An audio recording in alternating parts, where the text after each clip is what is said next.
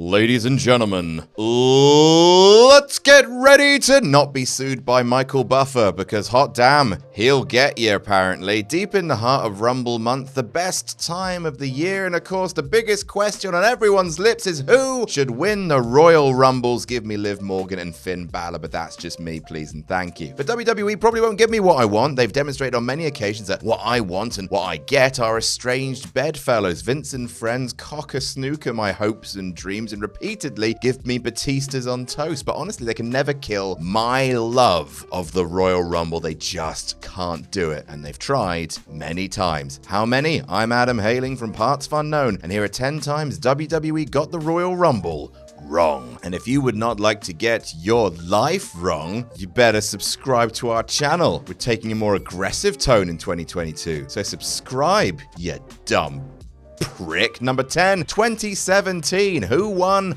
Randy Orton. 5 years ago. Bloody hell, 5 years ago. Stop it, passage of time. Stop it. 2017 was hyped as one of the most legend-studded Rumbles of all time. Goldberg, Undertaker, Brock Lesnar, Jericho. Any of these guys could have conceivably walked away with the win. Instead, that somehow went to Randall. Mr. Keith Orton picked up his second Royal Rumble win. And maybe I'm just automatically against anyone winning the Rumble more than once, but hot dog, that is underwhelming. To the point where they had to throw hated Roman in there in order to give Randy a pop when he finally won. And who should have won? Tempted to say Chris Jericho has won. He deserved it after decades of not winning the thing. And two, to set up what should have been the Universal title match at WrestleMania 33, Jericho versus KO. But actually, I'm going to go for Bray Wyatt. WWE should have had Bray win the Rumble, Orton win the title at Elimination Chamber, and then have Wyatt versus Orton for the WWE title at Mania, with Bray winning. Obvious copters. Number 9, 1990. Who won? Hulk Hogan. In 1993, WWE made a very welcome and defining change to the Rumble format in that the winner would be guaranteed a World Championship match at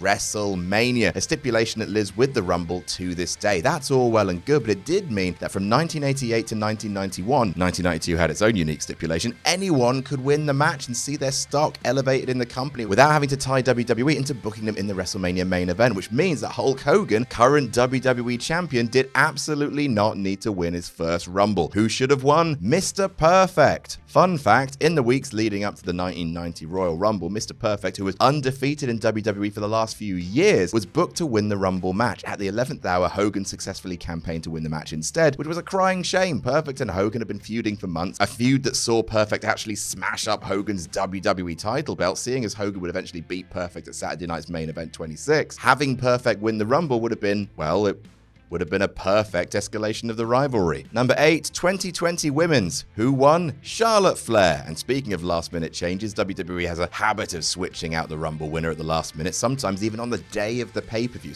premium live event itself. One such fate befell the scheduled winner of the 2020 Women's Rumble, which was eventually won by Charlotte. While Big Charlie eventually winning a Rumble match seems like an inevitability, Flair's stock in the company was so high that she could simply dictate a challenge to Rhea Ripley if she wanted an NXT title shot. In fact, doing so would have made her appearance at NXT TakeOver Portland even more of a wonderful shock. Who should have won? Shayna Baszler. More than anything, just so that getting her to WrestleMania 36 didn't ruin an entire Elimination Chamber match, because it really did. A lot of things should have happened with Baszler in early 2020. She was the world's most fearsome monster heading out of NXT, and she absolutely needed to make a dominant debut, and should have done so by winning the Rumble before going on to beat Becky Lynch at WrestleMania 36. Still, at least she got to feud with a doll in her main roster career, so all's not lost there. Number 7, 1993. Who won? Yokozuna. I mean, at the end of the day, it makes sense that Yokozuna won the 1993 Royal Rumble. He was a foreign menace and represented the biggest guy that Vince could find who wouldn't also ping a drug test failure in the wake of the WWE steroid scandal. The company needed a different kind of giant, and the 500-pound Japanese Samoan certainly fit the weight requirements. But was he the best pick for that particular Rumble, that particular year? We don't think so. Who should have won? Randy Savage. In 1993, WWE was in a period of transition where the older titans of the golden era, Savage, Hogan, Warrior, were departing the company to make way for the new generation. Such a thing requires the passing of a torch, an act that Hogan infamously refused to do for Vince's new face of the company, Bret the Hitman Hart. At WrestleMania 9, Bret lost the title to Yoko before Hogan snaffled it for himself in a famously rubbish bit of booking. How much better could it have been if Savage had won the Rumble, one of his last great accolades before heading to WrestleMania? Randy Savage versus Bret Hart could have been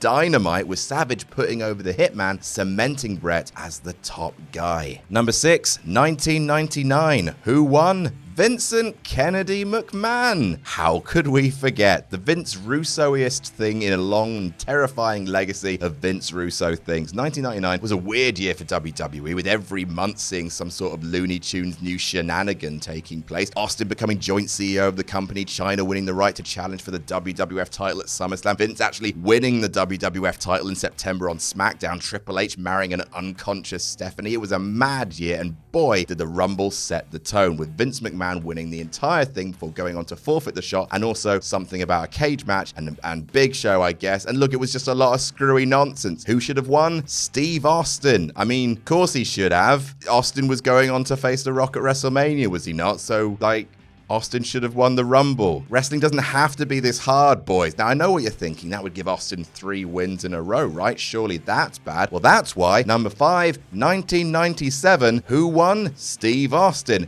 This should have been different. WWE are never satisfied taking the easy road with the Rumble. In 1994, 2 men won it to throw the grap amongst the pigeons, and in 1997, the road to Mania was further complicated by Steve Austin getting eliminated on camera so everyone could see it, then slithering back into the ring like the naughtiest snake since Randall, and ousting the man who actually won the match, Bret the Hitman Hart. Who should have won? Bret the Hitman Hart. Like Randy Savage earlier in this list, this would end up being the last time the Hitman could have won the Rumble, and his first time doing it without having to share the honors with Lex Luger. And it would have been the perfect setup to what should have been the WrestleMania 13 main event, the rematch that everyone wanted to see, Bret Hart versus Shawn Michaels 2. Of course, HBK had his own thoughts on that booking, so this is probably the most understandable call on this list. But in a better, less dumb, less petty world, the Hitman winning should have been the result, saving Austin's first Rumble win for his coronation year, 1998. Number 4, 2012. Who won? Sheamus. In some ways, when it comes to the Royal Rumble, it's a good thing WWE has 2 world titles, as it doubles the potential winners of the Rumble match. Sometimes, though, that's a double-edged sword that plunges right into the back of the obvious winner that everyone wants, just so WWE can swerve us on the day and do the most surprising, aka least desirable thing. Shayna Baszler knows what's up, and so does one other superstar. Who should have won? Chris Jericho. Y2J returned to WWE in early 2012 with a weird and interesting gimmick. He'd be super jazzed about being there and then refuse to speak, walking away from the ring, leaving fans puzzled, going through manic episodes basically, and then suddenly crashing. This lasted for a few weeks until the Rumble Go Home Raw, where Jericho said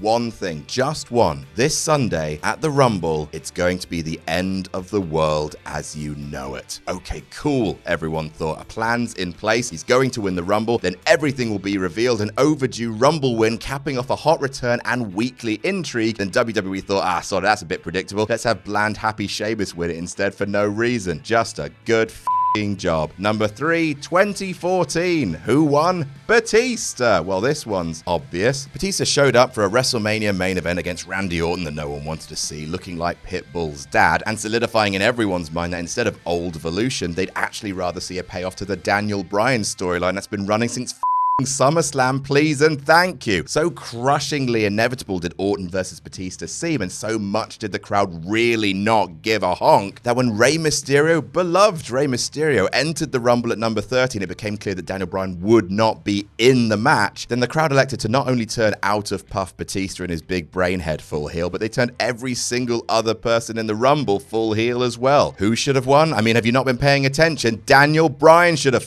won. A guaranteed title shot at Mania being the perfect fly in the Authority's ointment. How would they try and screw him out of it? Angles for days. Instead of booze, all the booze for Batista. Number 2, 2015. Who won? Roman Reigns. Who should have won? Daniel Bryan again. It's the hardest and cruelest WWE have ever trolled us. Sheer, unabashed, pant-dropping, butthole-brandishing contrarianism that genuinely beggars belief. On the road to the Royal Rumble, Roman Reigns was the obvious winner for months. Months! Everyone knew he was being strapped to a rocket. People weren't quite jazzed for it. He seemed miscast as the new John Cena. But hey, there weren't really other options. And then WWE dropped another option back on TV weeks before the Rumble. Daniel Bryan, who never lost his title, title, making a heroic recovery from a deeply concerning injury, who infamously didn't get to win the 2014 Rumble, returned before the 2015 Rumble. Surely everyone thought it would make no sense for WWE to do this if Bryan wasn't winning, and then he didn't. Not only that, Bryan was eliminated early, looking like a total loser, and the first entrant after him was Goldust, which means the first thing from WWE production on the screen after crowd favorite Daniel Bryan was ousted were the giant words, "Shattered Dreams." On one hand, that is an exceptional prank. On the other, you too. And number one, those times WWE broke the Rumble itself. Every other entry on this list has been about the big dub getting the winner of the Royal Rumble match wrong. But for our final stop on this list, we wanted to cover both years where WWE got the format of the match wrong, messing with a winning formula in a way that made it worse. I know it's hard to imagine WWE taking something that isn't broken and feeling the need to fix it, but it's had two major medals with the Rumble in the past 30 years. In 1995, they reduced the gap between entrants to 1 minute, in all likelihood to be kind to Shawn Michaels and the British Bulldog, who were booked to enter 1 and 2 and last right until the final two. But the end result was one of the worst ever Rumbles, a frenetic mess that managed to feel slight at a mere 38 minutes long, and also dragged thanks to the lack of spots created by endless arrivals of wrestlers. That's bad. In 2011, WWE went the other way, booking 40 men to compete in the Rumble rather than the usual 30. It's not the worst Rumble ever, but the extra 10 slots were just used to cram more lower mid-carders in there, which didn't justify at all the match's extra length. What should have felt like the biggest Rumble ever felt much more low rent for having a bunch more jobbers in it. The greatest Royal Rumble had the exact same problem, and worse, having 20 extra jobbers be a part of it, but I don't count that because that Rumble happened in the shadow dimension. And that's our list. What do you think is the biggest time that WWE has ever got the Royal Rumble wrong, other than 2015, obviously, because that's what everyone's going to say. So what's the second one? What's the second one? Tell us in the comments. Don't forget to like and share this video around if you enjoyed it, and make sure you subscribe to partsFUNknown for more silly wrestling content. Jam that jam.